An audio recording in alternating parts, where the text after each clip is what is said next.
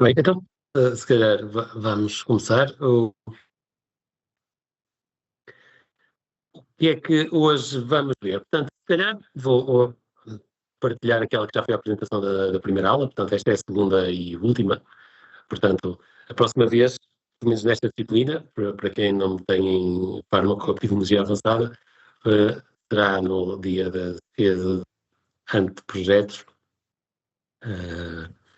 Portanto, o que é que nós estivemos a falar e de que é que vamos falar hoje? Portanto, eu vou ver se consigo pôr aqui isto partilhado. Ora.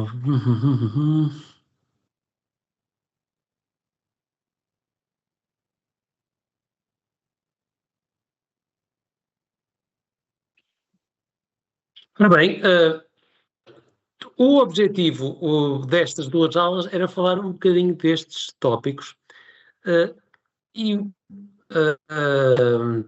são tópicos que, em princípio, na própria metodologia do anteprojeto que irão entregar, possivelmente, com as devidas adaptações, porque isto, cada projeto será diferente e uns fazem trabalho experimental, outros vão fazer uma revisão sistemática, etc. Portanto, os projetos são muito diferentes, portanto, isto não encaixa da mesma forma a todos os trabalhos, mas na generalidade, qualquer trabalho terá que falar do tipo de estudo que pretende realizar, se é experimental, se é revisão sistemática, se é um estudo observacional, terá que identificar a população alvo do estudo e, portanto, e a amostra, portanto, isto acaba por ser quase a mesma coisa, porque se eu quiser estudar uma amostra, um subconjunto de pessoas adultas saudáveis. O tipo de amostragem tem a ver com identificar como é que eu vou recolher a amostra, e a amostra não tem que ser pessoas, podem ser, sei lá, extratos de plantas, etc., ou qualquer coisa, e, portanto, identificar como, onde é que estou à espera de recolher essa amostra. Aquilo que investimos mais tempo na primeira aula foi a parte da dimensão da amostra, que usámos um software G-Power, que pode ser utilizado para definir determinados objetivos, ter uma ideia de qual era a dimensão da amostra ideal a utilizar. Nesta parte, por isso, no final, eu faço sempre isto na segunda aula, se alguém já tem as coisas mais pensadas, tem alguma dúvida de como usar este software G-Power, portanto, nesta altura, o anteprojeto poderá já estar numa fase mais avançada que da primeira vez que falámos, qualquer dúvida assim mais específica poderemos ver no fim. Hoje vamos falar genericamente das possíveis fontes de erro e vieses que o trabalho pode ter, do tipo de variáveis que podem ser estudadas e do tratamento estatístico a dar a esse tipo de variáveis. Porque o tratamento estatístico depende do tipo de variáveis. E eu até terei aqui uma base, aliás, a base nem sequer é verdadeira, uma base de dados que está neste momento já no Moodle, e no fundo vamos explorar um bocadinho como é que eu, olhando para aqueles dados, os teria que analisar. Mas vamos olhando, não com o sentido de agora vermos comandos SPSS nem nada para analisar, até porque nesta fase nem tem grande sentido. Nesta fase, aquilo que vocês mais pretendem fazer será escrever uma introdução e a metodologia a utilizar, mas Mas eu, no fundo, quando quero escrever a metodologia e se quer pôr mais detalhe na metodologia, já tenho que realmente pensar um bocadinho na informação que quer recolher e, sabendo a informação que quer recolher, já posso avançar um bocadinho com o tratamento estatístico a dar. Pronto, e vamos ver um bocadinho como é que isso vai funcionar. Depois iremos acabar, e é a última coisa que vamos fazer, temos um pequeno quiz que consiste em termos exemplos de várias metodologias de diferentes estudos fictícios, e o quiz consiste em identificar destes, ora, quantos é que são? 7 itens que aqui estão, quais é que não estão a ser identificados naquelas metodologias? Para um bocadinho também para chamar a atenção, para quando escreverem a vossa, tentar passar por todos os pontos que a metodologia deve passar, e que pontos são esses? São estes aqui. Portanto, o tipo de estudo, relação à amostra, a forma de recolher a amostra, portanto, o tipo de amostragem, a dimensão da amostra pretendida, fontes de erro aqui poderá ser mais difícil e no quiz não aparece esta questão, portanto aqui às vezes é mais difícil de identificar à partida, sem pelo menos conhecer bem o assunto, que tipo de fontes de erro é que poderão aqui intervir, as variáveis que pretendem estudar e que pretendem medir e o tratamento a dar às mesmas. Portanto, aqui vamos dar aqui um salto até às fontes de erro. Portanto, isto que é no slide, portanto, se caso estejam a ver por vossos, não tem número, nem acredito que 46, quer dizer, o 45 tem número, o 46 não tem, ok. Mas pronto, é no slide a seguir ao 45. Bom, não sei como é que tenho aqui, como é que consegui esta proeza de uns terem número, outros não terem, mas ok. Fontes de erro. Portanto, fontes de erro, há 3 grandes tipos de fontes de erro e nesta parte, é assim, não sei se esta parte vai ser muito útil para os grandes projetos, no imediato, pelo menos nesta fase, porque isto será mais fácil de identificar quando eu tiver já um estudo melhor sobre o tema e poderei saber mais a que tipos de erros poderei estar sujeito. Mas a primeira fonte de erro é mais difícil, não é, quer dizer, é mais difícil de controlar, mas é a mais natural de acontecer, que é, por exemplo, eu quero recolher uma amostra de portugueses adultos e quero estudar por um problema simples, a altura dos portugueses. Eu posso sair à rua à procura de 10 portugueses adultos e posso encontrar 10 portugueses com mais de 1,90 m. Ora bem, isso vai-me dar uma amostra que, sabem bem, não é representativa, portanto, isto até pode ser representativa num país nórdico, não sei se será, mas em Portugal ter 10 pessoas, ser a minha amostra, serem 10 pessoas com mais de 1,90 m, não será certamente uma amostra representativa da altura dos portugueses. Mas e aconteceu porquê? Por teu acaso, será altamente improvável acontecer, mas pode acontecer.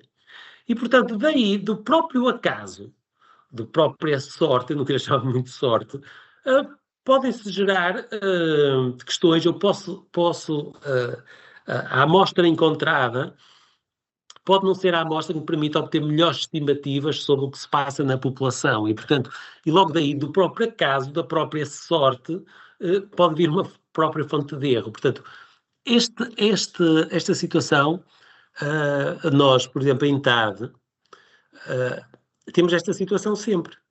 Porque em TAD, quando nós dávamos um alfa de 5% para testes, o alfa era um erro. Eu, à partida, assumia logo à partida que há 5% de hipóteses de erro que vem do acaso, porque eu posso ter coisas tão estranhas como 10 portugueses com mais de 1,90 m. É possível acontecer. É possível que as primeiras 10 pessoas que eu encontro seja assim. É provável? Não, altamente improvável, mas é possível. E, portanto, a própria acaso, a própria sorte pode trazer erro aos meus resultados. Claro, como é que eu minimizo isto? É tendo uma amostra grande. Quanto maior a amostra, menos suscetível vou ter a estes frutos do acaso e da sorte.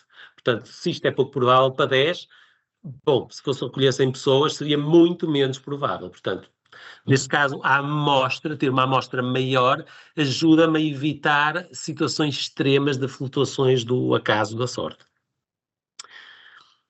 Depois há também o chamado viés. O viés já não é uma coisa feita ao acaso. Já a diferença para o acaso é que o acaso é uma coisa que acontece à sorte, fruto de ter sorte ou azar. O viés é um erro que acontece sempre de forma sistemática. Um exemplo de um erro sistemático. Estou a usar no meu estudo experimental uma balança que não está calibrada e todos os pesos registra mais de 1 grama, ou mais de meia grama, ou o que for. Todas as medições vão estar afetadas sempre aqui por um mesmo tipo de erro que está influenciado pelo facto do instrumento não estar calibrado. Este erro já se chama um viés, porque já não é uma coisa que depende do acaso. Já tem aqui, por exemplo, a ver com a qualidade do instrumento com que estou a medir. E quem diz qualidade do instrumento também pode ter a ver com outros tipos de vieses, que não tem que ser do instrumento. Por exemplo, há o chamado viés de seleção. Se eu quiser estudar, e já foi um estudo que já fiz em tempos, o efeito da vacina da gripe. Ora bem, se quero saber o efeito da vacina da gripe, eu tenho que ir a locais onde me testem se a pessoa tem gripe ou não tem gripe, até para não confundir com outros vírus respiratórios, para ter certeza se foi ou não foi infectada. Bom, provavelmente vou fazer isso, se calhar, num centro de saúde ou numa USF. O que é que acontece? É que a chance de uma pessoa qualquer ir à USF não é a mesma. E, portanto, se calhar, se formos a ver, uma pessoa com mais idade tem mais chance de recorrer a um USF, ao centro de saúde, do que uma pessoa mais nova. E logo a partir daí, a minha amostra pode não ser representativa da população inteira e estou a cometer um viés. Pela forma como estou a recolher os dados, estou a introduzir. Se o objetivo era ver para a generalidade da população portuguesa qual era a eficácia da vacina, posso estar a introduzir um viés ao fazer a recolha só no centro de saúde. Pronto. Portanto, esse é um tipo de viés possível para além do instrumento. Portanto, isso são viés, são erros sistemáticos, já estão um bocadinho associados ao procedimento e a própria forma como o procedimento é realizado é que introduz este erro. Portanto, acaso é o erro que acontece à sorte, fruto da sorte, mais sorte ou menos sorte. Posso ter o azar de ter uma amostra muito enviesada. Viés são erros sistemáticos.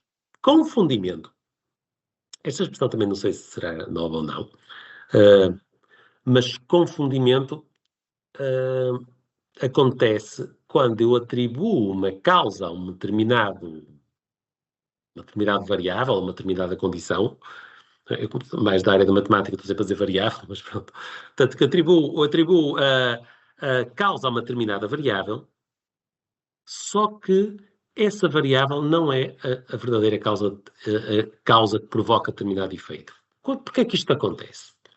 Porque a estatística o estatístico não faz nada sozinho. Porquê? O estatístico pode dizer há relação entre isto e isto, há relação estatística entre dois fenómenos, mas a relação estatística não é a mesma coisa que provar a causa e efeito. E, portanto, eu posso chegar à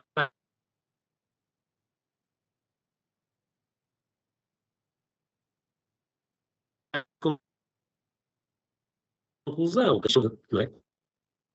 Tipo, no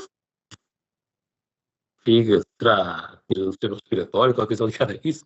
Mas eu posso, se calhar, chegar a essa conclusão. Em que cenário? Eu não estou a dizer que seja, nem fiz nenhum estudo sobre o assunto, mas se o consumo de tabaco estiver ligado ao consumo de álcool e o consumo de álcool provocar problemas no fígado, eu posso estar a fazer aqui uma aparente ligação entre o consumo de tabaco e problemas do fígado, mas essa relação, não existir aqui uma relação causa e efeito.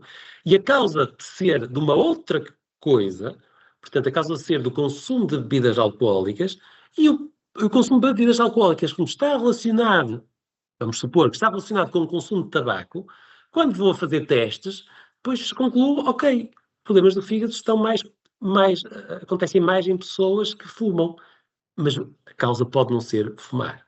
Isto é que é o fenómeno de confundimento. Atribuo a causa a algo que não é a verdadeira causa. Por isso é que a estatística em si não A estatística em si, uma coisa diz, se eu chego à conclusão que não há relação, não há relação, ponto final. Mas se eu chego à conclusão que há relação, aqui é que está o problema. Se eu chego à conclusão que há relação, mas eu não provei a relação causa e efeito. Portanto, esse é um limite da estatística. Eu sozinho não faria nada. Eu podia dizer, bem, que este é um tema qualquer de farmácia.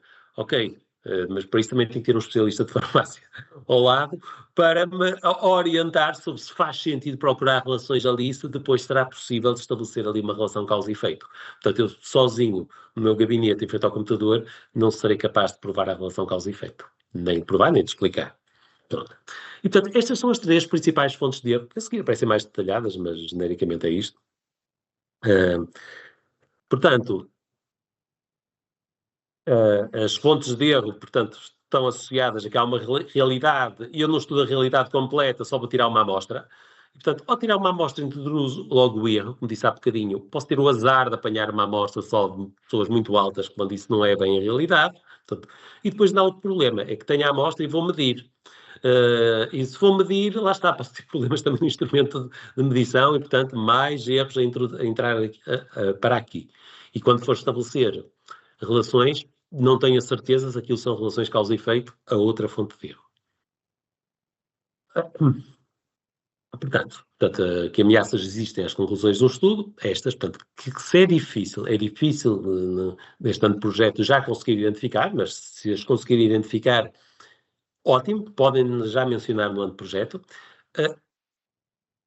Embora lá está, não se espera nesta fase consigam fazer aqui uma grande dissertação sobre o assunto, mas portanto não será grave não mencionar, mas de qualquer forma é sempre bom estar alerta, saber, ok, isto existe, portanto se lerem qualquer coisa sobre o assunto, isto vai dizer, ok, tenho que ter cuidado com isto, tenho que ter cuidado nos extratos de planta, não recolher só amostras da planta na primavera, mas também tenho que escolher ao outono para ser representativo.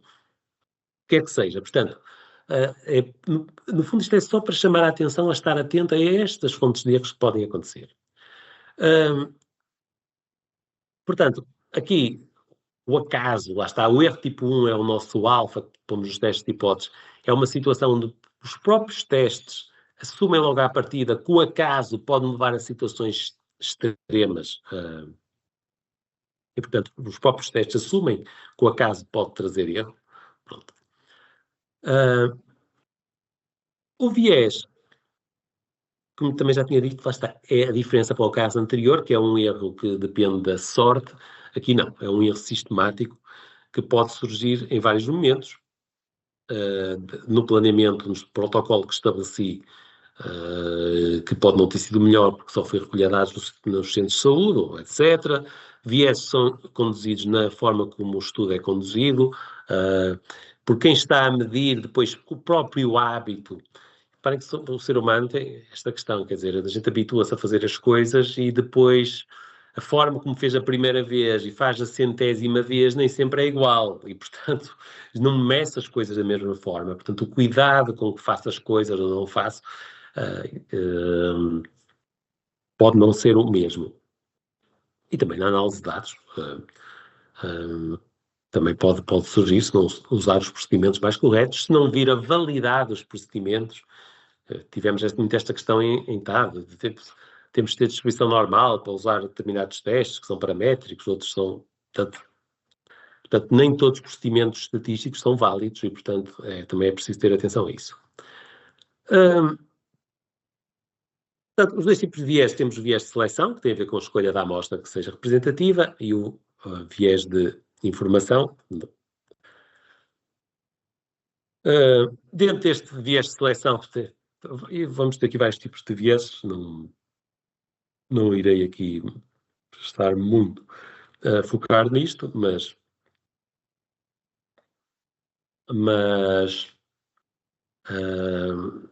tenho viés de sobrevivência, portanto, quando estou a estudar determinadas doenças, obviamente que se num estudo, e se for um estudo ao longo do tempo, aqueles que vão morrendo desaparecem-me da amostra e eu acabo por não saber, ou seja, a amostra final pode ser enviesada, de facto, O facto de eu estou a recolher informação sobre 7 pessoas, algumas vão morrendo, e eu não sei se morreram por causa do tratamento, se foi por causa do tratamento, e portanto esse tipo de coisas pode introduzir também viés nas conclusões. Depois este viés de Bergson, que é um viés, como diz aí, um indivíduo com uma doença tem maior probabilidade de vir a ser diagnosticado com outra doença qualquer. Por isso é que muitas das vezes estudos com doentes poderá ser aqui até o caso de alguém, tem feito às vezes, aqui alguns trabalhos têm sido feitos juntamente com o IPO, mas muitas das vezes, para alguns estudos, excluem-se indivíduos com outras comorbilidades para não enviesar muito a amostra, para, no fundo, ter a garantia de que, ok, eu estou a ver o que acontece com esta doença e não confundir com outras doenças que também existem. E, portanto, muitas das vezes excluem-se indivíduos com comorbilidades, ou pelo menos identificam-se quantos eram, ou eles estudam separadamente, para não trazer viés aos resultados. Viés de informação tem a ver com a forma como os dados são extraídos. Portanto, eu se quero estudar, estava a dar aquele exemplo, a eficácia da vacina da gripe, bom, a forma como trato os casos e controlos, portanto, como trato, como avalio se foram vacinados ou não foram vacinados, os que têm gripe, assim, tem que ter o mesmo procedimento para depois ter a garantia que não introduzo viés por aí, na forma como a informação é recolhida. Do confundimento, pronto, esta relação que já tinha explicado antes, portanto, eu posso ter uma variável X, que no exemplo da bocado seria consumo de bebidas alcoólicas, o fator de confundimento aqui seria o tabaco, doença seria problema qualquer no fígado. E eu podia chegar à conclusão que o tabaco é que provoca doenças no fígado, erradamente, porque havia aqui uma relação anterior que era a possível relação entre consumir tabaco e fumar. E, portanto, é isso, e é aí, essa seria a origem do confundimento.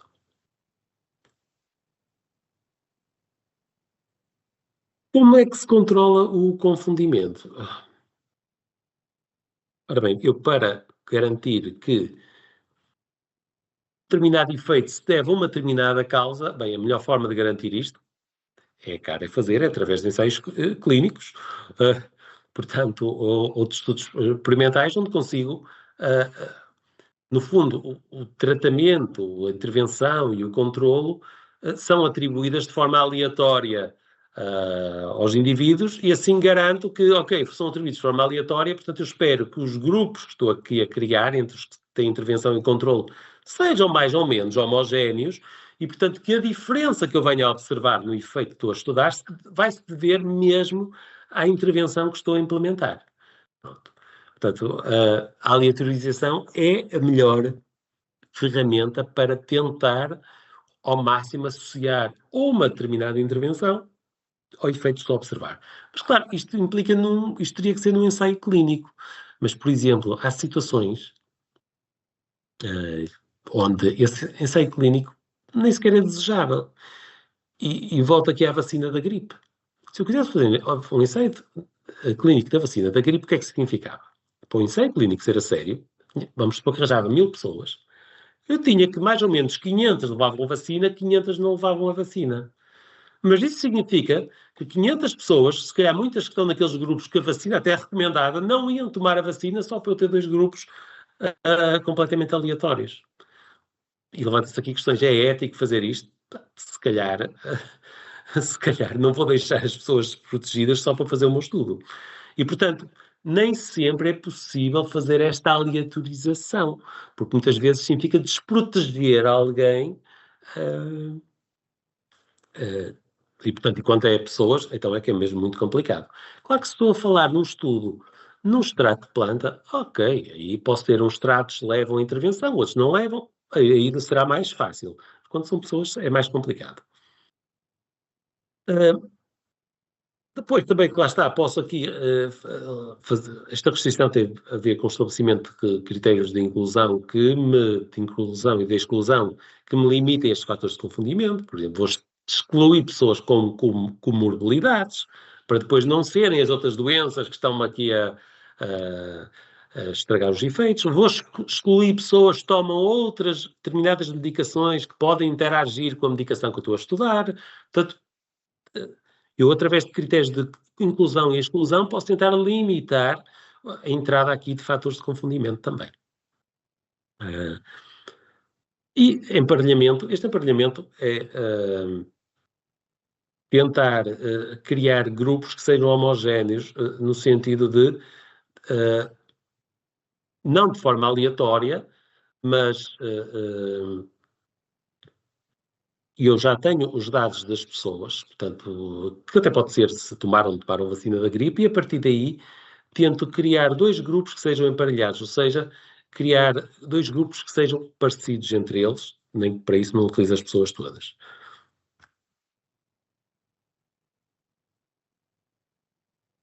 Portanto, isto é antes de fazer o procedimento, porque eu também posso controlar o confundimento no fim. E aqui, como é que eu controlo isto? É tentar prever o efeito usando várias variáveis ao mesmo tempo. E como é que isto se faz? Isto é com técnicas de regressão. Portanto, em TAD só se viu a questão da regressão simples, que só havia uma variável, mas há outros tipos de regressão, e quem está em farmacoepidemiologia já sabe. Portanto, eu na regressão linear posso meter várias variáveis, e ao meter várias variáveis também dou chance de selecionar com várias ao mesmo tempo, de ver, ok, dentro daquelas todas, quais é que realmente interessam. E isso também é uma forma de tentar limitar o confundimento.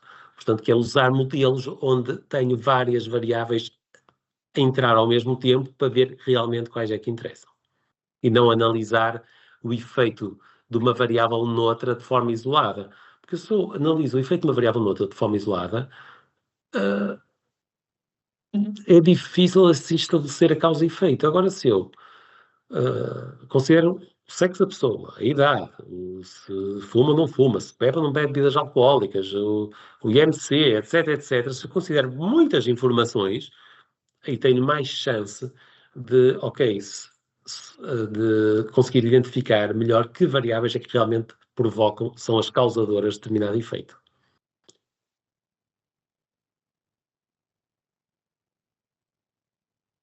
Isto é quanto aos tipos de erro. Portanto, esta é a parte que eu imagino que agora, em tempo, efeitos práticos para o trabalho, não é? Pensar o que é que vou tirar daqui para o ano de projeto?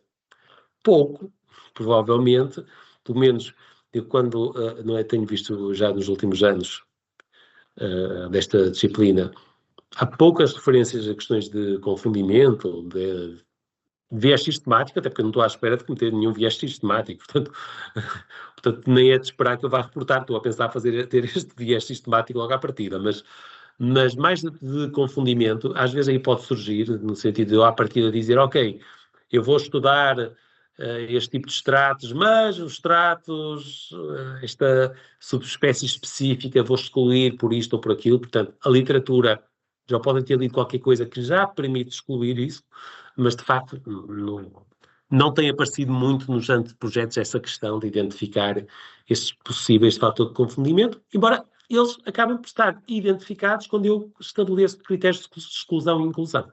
E se eu puser critérios de inclusão e exclusão, é equivalente a dizer, ok, eu já pensei em fatores de viés que aqui podem acontecer, e em vieses de seleção, e portanto é uma mais-valia, se isso acontecer e se aplicar, é uma mais-valia apresentar isso já na fase do ano de projeto. Portanto, e é nessa forma que geralmente aparece, na identificação de critérios de inclusão e exclusão, que, olha, como sugestão, não é? Vocês têm os vossos tutores, orientadores já dos anos de projetos, podem sempre fazer a pergunta, há algum tipo de indivíduos, pessoas, espécies que a gente deve excluir ou não deve excluir?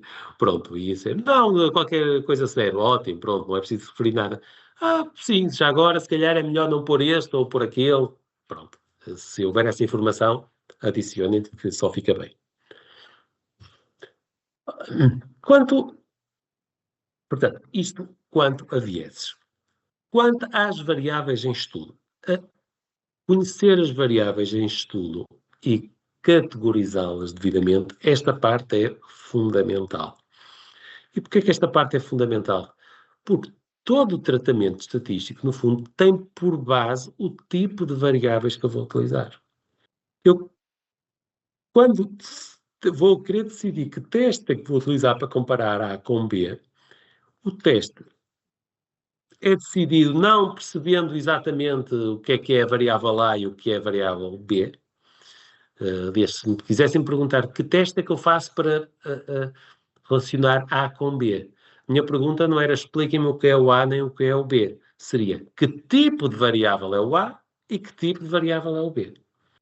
Ou seja, estamos a falar de variáveis qualitativas categóricas, são ambas qualitativas ou categóricas, portanto é a mesma coisa, ou são ambas quantitativas, ou uma é quantitativa e outra é categórica. Esta era a pergunta que eu faria. Portanto, não tentaria perceber exatamente o que era a variável em si, embora às vezes possa ajudar a perceber um bocadinho, mas o problema principal é saber que tipo de variável é. Porque o tipo de variável é, no fundo, isso que decide o tipo de análise a levar em seguida. E, portanto, isto até já falámos em TAB, portanto isto nem é novo, não vale aqui a pena perder muito tempo. Portanto, há dois grandes tipos de variáveis, que são as variáveis quantitativas e as qualitativas ou categóricas. Portanto, quantitativas que são numéricas. Eu daqui a pouco até vou abrir um fecheiro da SPSS, mas são as numéricas, são as que no SPSS apareciam com uma réguazinha, e as categóricas tinham duas formas de aparecer no SPSS, dependia se eram nominais ou ordinais, havia a separação nesse aspecto. Portanto, as quantitativas apareciam com uma réguazinha, portanto, quantitativas é tudo o que seja número, portanto, isto não é novo, portanto, número de células, exemplos, número de células, número de intervenções, comprimentos, temperaturas, pesos, são tudo variáveis quantitativas.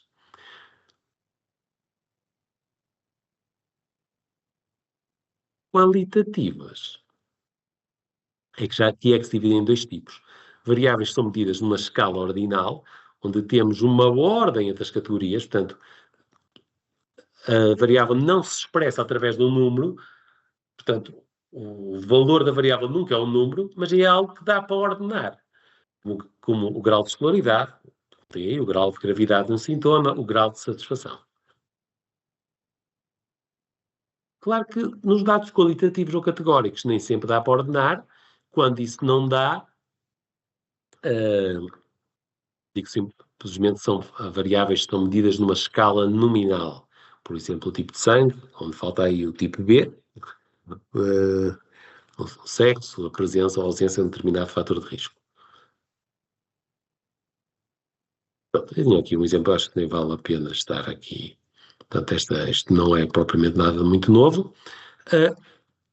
E esta questão das escalas é importante.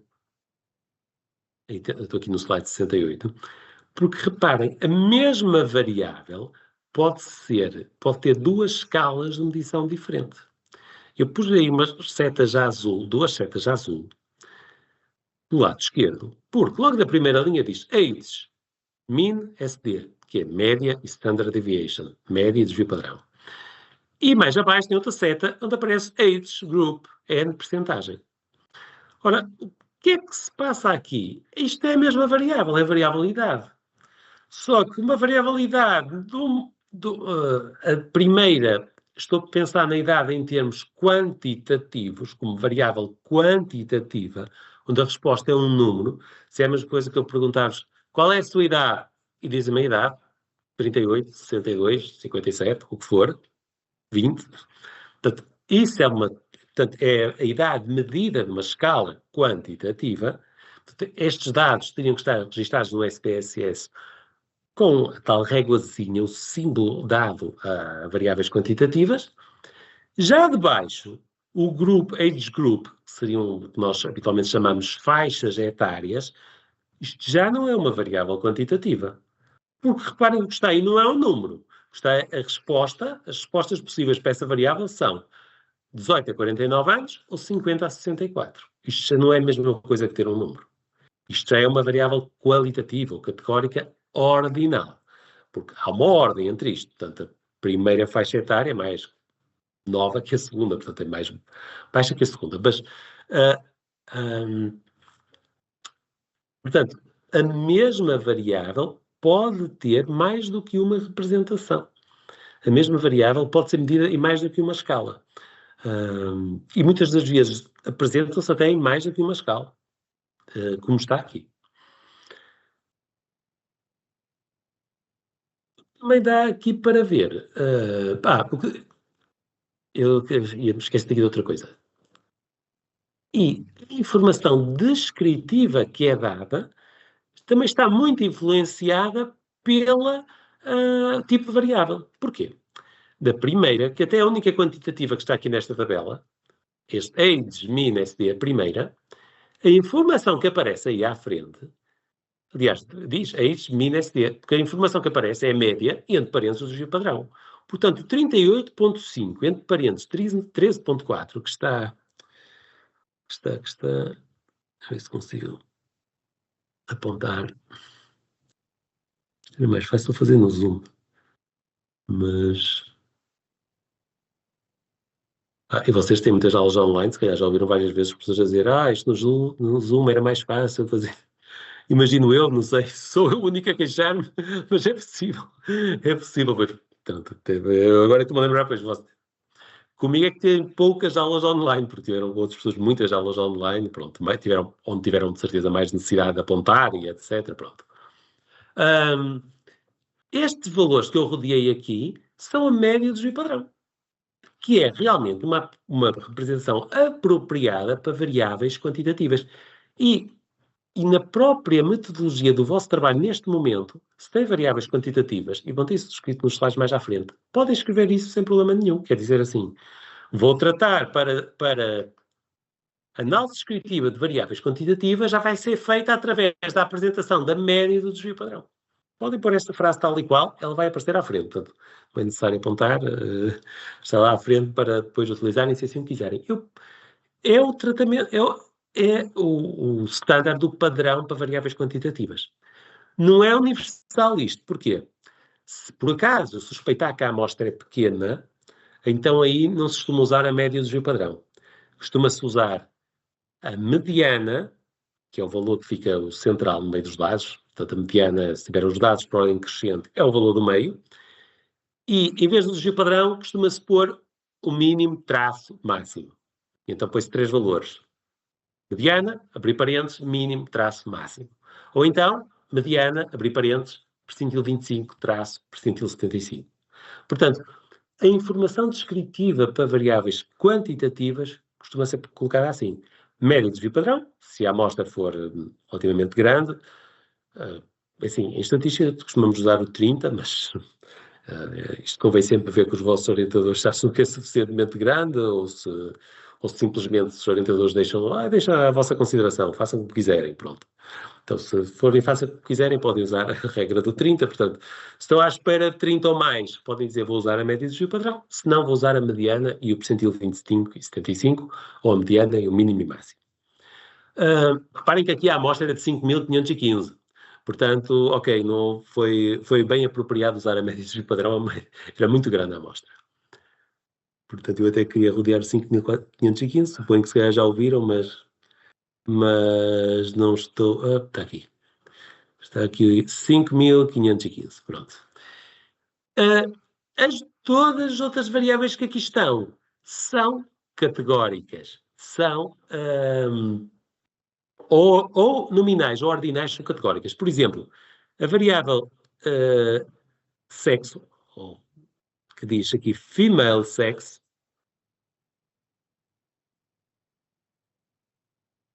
reparem, dá aqui, só dá a informação de um sexo, que nem chega a perceber se é do male, se é do female. Female sex, é capaz de ser do female mesmo. Esta informação deve ser do sexo feminino. Portanto, o que é colocado aqui? Nestas variáveis não é colocada a média de padrão, porque nem faz sentido calcular médias com coisas que são feminino, masculino, ou mesmo considere outros géneros. Portanto, não faz sentido o cálculo de médias. O que é colocado neste caso? Bem, vou aqui pôr mais... Isto é difícil fazer aqui uma bolinha direita, mas está aqui dito. Este N, que eu agora já está tão riscado, mal se vê, mas aparece em outras variáveis, é este N com a percentagem de parentes. Que é o quê? É a frequência absoluta, ou a contagem, é o quantos são, entre parentes a respectiva percentagem. Ou seja, para a variável tipo sexo, o que eu tenho que dizer não é média de padrão, mas é quantos é que são de sexo feminino, 3.471, e a percentagem, 62,9%. E, portanto, na minha metodologia posso dizer isso. A análise descritiva será feita com média de desvio padrão, supondo que a amostra é grande, no caso de variáveis quantitativas, no caso de variáveis qualitativas, ou no caso de variáveis categóricas, irei utilizar a frequência e a percentagem, ou a frequência absoluta e a percentagem, ou a contagem e a percentagem. Portanto, esta era nominal, tem contagem e percentagem. As faixas etárias, que é ordinal, também tem contagens e percentagens. E lá está, se eu somar as duas percentagens de faixas etárias, tenho aqui o 100%. Pronto, porque aqui estão todos representados, no sexo só está representado feminino, portanto masculino são os outros. Portanto, isto para a análise descritiva é assim que funciona. Portanto, tendo o tipo de variável, automaticamente fica logo identificado o tipo de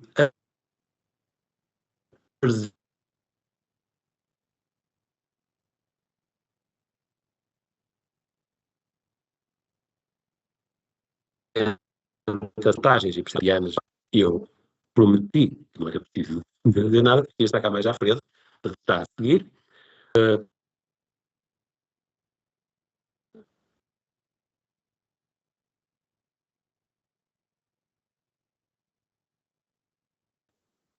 Bom, eu nem sempre tenho atualizado os apontamentos.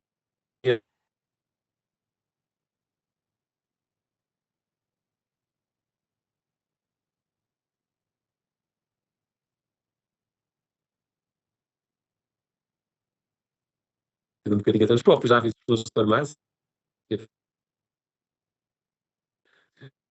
Se calhar vão dizer, bem, utilizando o grafado ou outro software, portanto, não interessa, podem já identificá-los. Portanto, são a estatística descritiva, portanto, lendo aqui, pondo ordem nisto, vou ler então o que está aqui. Na análise estatística dos dados foi utilizado o software SPSS de versão a cor. Na caracterização da amostra foi realizada a análise estatística descritiva. E agora aqui vêm os dados. Para as variáveis qualitativas, vou apresentar frequências absolutas e percentagens. Para as quantitativas, vou apresentar, bem, não preciso pôr este texto todo, mas se quiser podem pôr, através de tendência central, mas podem simplesmente dizer, vou apresentar médias e desvio padrão. Amarelo, porque eles fazem par uma com a outra, por isso é que está amarelo. Ou então, mediana e amplitude interquartil, ou mediana e máximo e mínimo, tem de dizer depois o máximo e mínimo a verde, porque faz par também com a mediana, portanto, uma ou outra.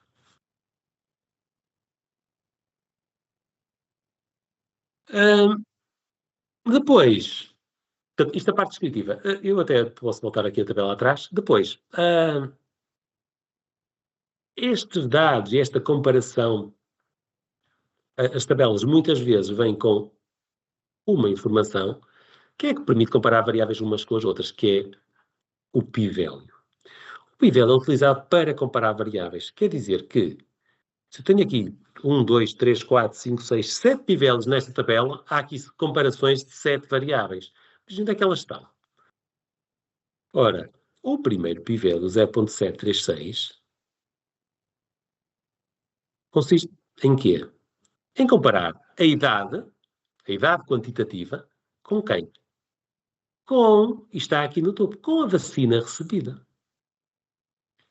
E geralmente é assim numa tabela de dupla entrada que eu comparo variáveis, que é uma série de variáveis na primeira coluna, na coluna do lado esquerdo, e no topo da tabela, na primeira linha da tabela, está lá identificada outra variável qualquer e aqui no cruzamento estou a fazer comparações.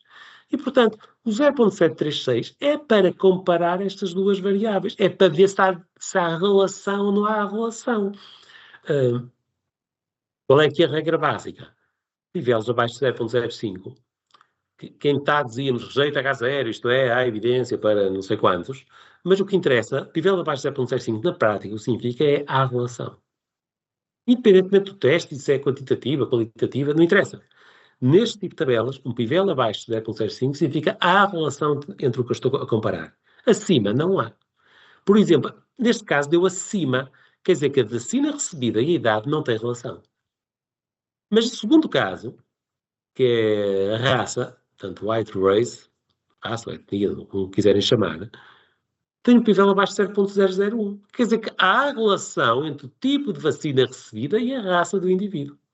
Não sei bem lá porquê, mas pronto, olha, isto é um estudo, não inventei, portanto podem confirmar, se tiverem curiosidade, tentar ver qual é a relação, mas há aqui uma relação. Há aqui uma relação. E a lógica é esta, terceira variável, sexo e vacina recebida. 0.089 está próximo da fronteira de 0.05, mas está acima, portanto, à partida não há relação entre o tipo de vacina recebida e o sexo. Depois, depois season, quarta variável. Aqui a season era a época da vacinação. Não há diferenças na época de vacinação, não há diferenças nas faixas etárias, não há diferenças na variável influenza case. Se tem uma condição de alto risco, que é a última variável, há diferenças. Ter ou não ter uma condição de alto risco mostrou ter diferença no tipo de vacina recebida, porque está aqui um pivel abaixo de 0.05. Repare que, olhando para os valores, se calhar não era fácil de ficar a relação, mas eu tenho que 356 com alto risco tinha 2.244 e tenho aqui que de 356 destes receberam a vacina recombinante, 265 receberam a dose standard, os outros não terão recebido vacina nenhuma. E a verdade é que eu podia olhar para isto e como é que eu imaginaria que há relação entre o tipo de vacina recebida só olhando para estes números? Não ia imaginar. É o pivélio ao lado que me diz há relação. Há relação. E, portanto, este é o tipo de forma de apresentar dados muito habitual em qualquer artigo científico, e provavelmente já tiveram a oportunidade de analisar alguns, é, do lado esquerdo, uma série de variáveis, no topo da tabela a variável mais relevante para o meu estudo, e ponho aqui uma série de informação descritiva, mas a informação descritiva vem acompanhada de um pivélio, que é o que vai facilitar a interpretação toda. Um pivélio que resultou de fazer um teste. E, portanto, é isto que me ajuda a interpretar as relações que eu quis estudar, sabia, se não havia, portanto, vem daqui. Isto é a forma base de interpretar. Pronto. Olha, nem me lembrava que tinha posto isto aqui. Portanto, pivelos abaixo dos 5%, há diferenças significativas, ou seja, há relação, acima não há relação. Pronto.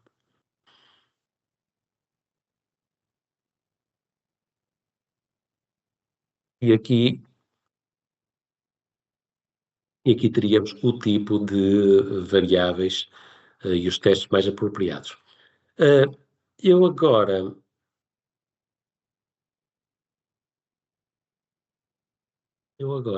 se calhar iria, para vermos os testes mais apropriados, em vez de fazer pelos slides, iria pegar numa base de dados, explorar um bocadinho uma base de dados que eu coloquei no Moodle.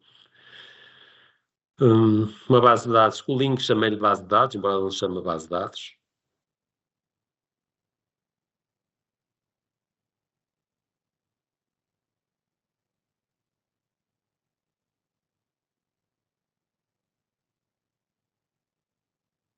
A base de dados é fictícia.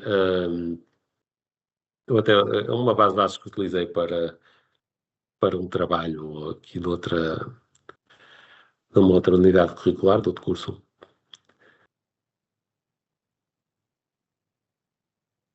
Portanto, se por acaso tiverem um SPSS instalado, poderão seguir, mas o objetivo não é repetir os procedimentos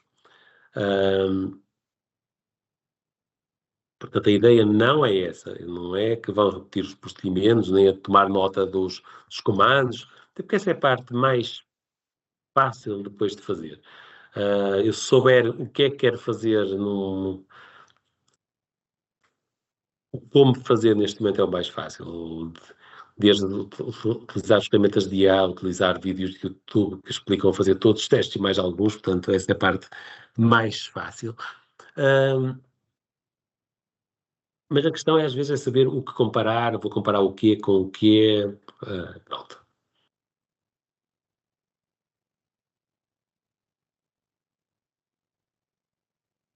Sim, já estou aqui a falar, bem, já há quase 1 hora. Eu não sei se não será melhor fazer agora aqui uma pequena pausa. Alguém quer dizer alguma coisa? Eu não sei se têm tido aulas tão longas online, se têm feito muitas pausas, se fazem.